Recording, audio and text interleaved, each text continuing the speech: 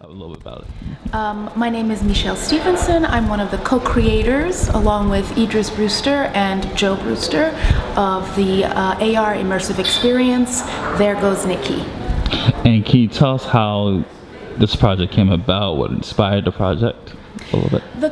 The project is sort of an outgrowth of our feature documentary on Nikki Giovanni, the poet, called Going to Mars, the Nikki Giovanni project. And during her time, unfortunately, she passed away in December of last year.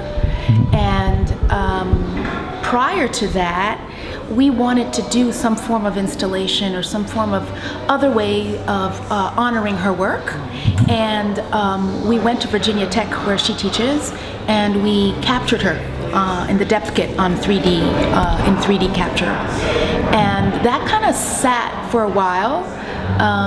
Idris is actually my son, so this is a family affair.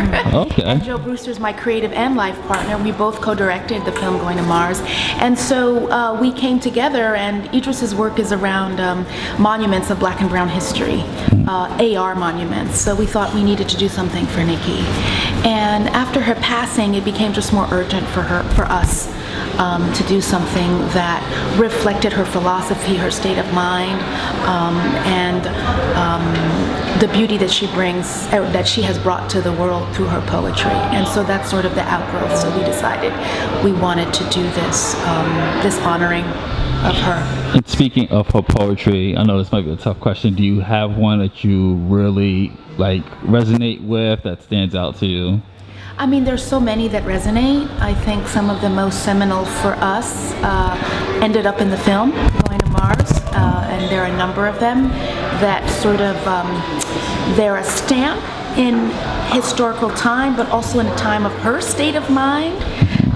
So I encourage people to go see the film and see that this particular project is connected to the film in its connection to the poem that provides the glue, and it's called Quilting the Black-eyed Pea, We're Going to Mars.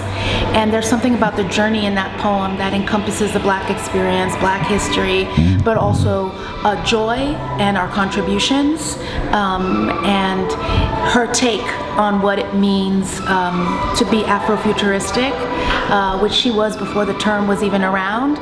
She's always had a fascination with space.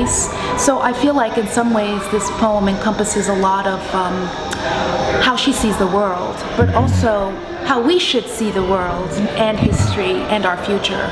And talk a little bit about the documentary, because documentaries require a lot of time and research. How long and how much research did you had to do for this? Well, this film, the documentary, was 7 years in the making. Wow. Nikki and her partner Ginny were immediately open to the idea, which was interesting for us. So it didn't take that much convincing.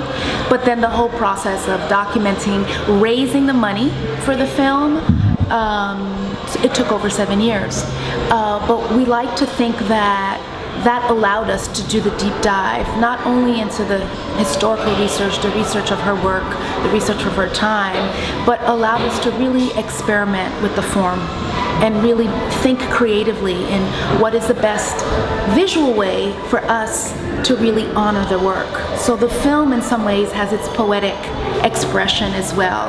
That's very, that is sort of, represents her spirit, but also pushes the form of documentary filmmaking.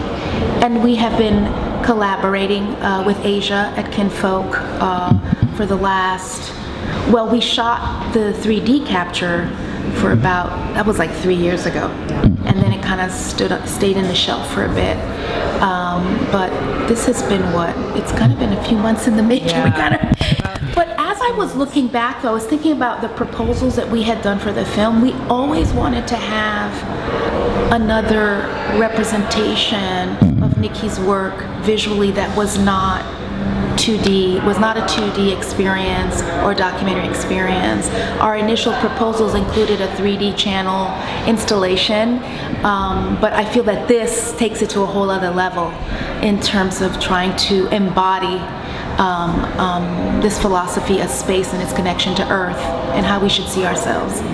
And Asia, can you talk about a little bit of your process and your role in the project as well? Yeah, I'm one of the producers. Hi, my name is Asia Quinn Evans. I'm one of the producers on There Goes Nikki, and creative producer at Kinfolk Tech.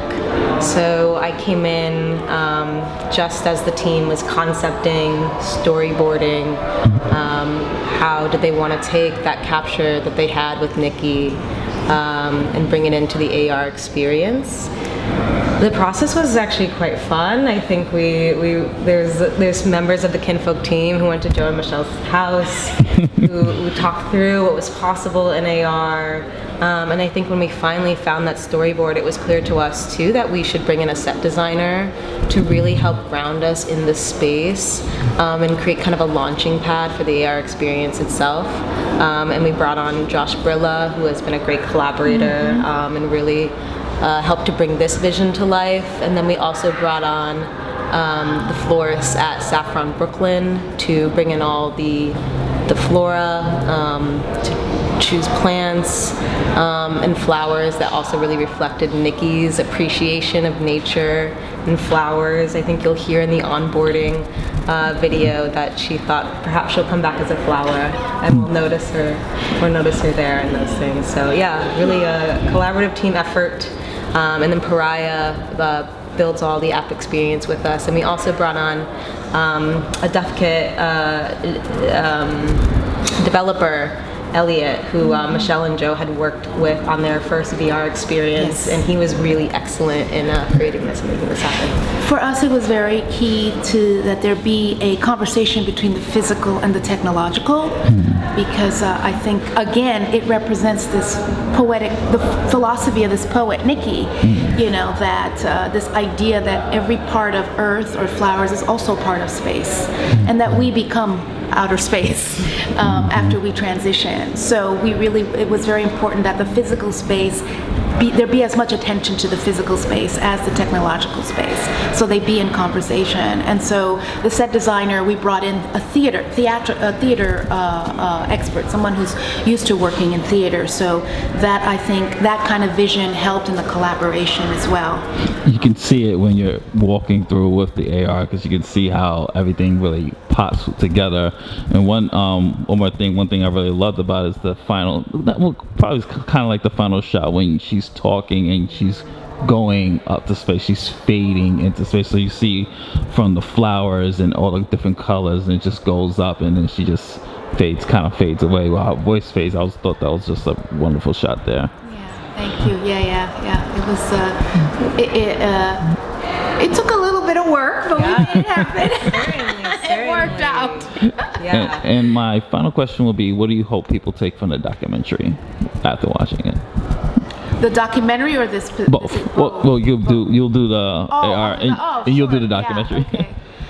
Oh wow! I mean, I think as an artist, I don't like to dictate necessarily what we want people to take out. It's really an expression of our feeling towards not just her and her work, and how the work has impacted me emotionally.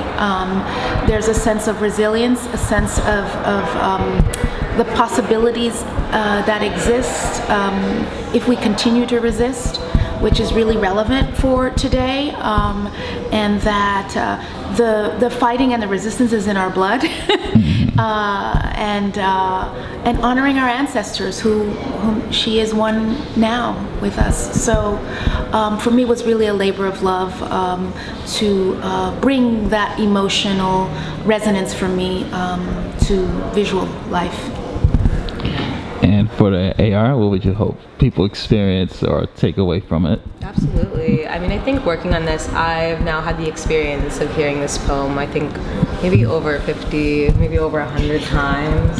And I think the joy of that is that, like, now I hear Nikki is in my ear constantly, and I notice that there's stanzas of the poem that I might hear and hear differently at different times. And so I hope folks, when they listen, they find something to hold on to and think about and reminisce on, and just let Nikki in a little bit. And I think she just has a lot to offer us from now and forever. I really think so. Yeah. Thank you, ladies. Thank Pleasure. you.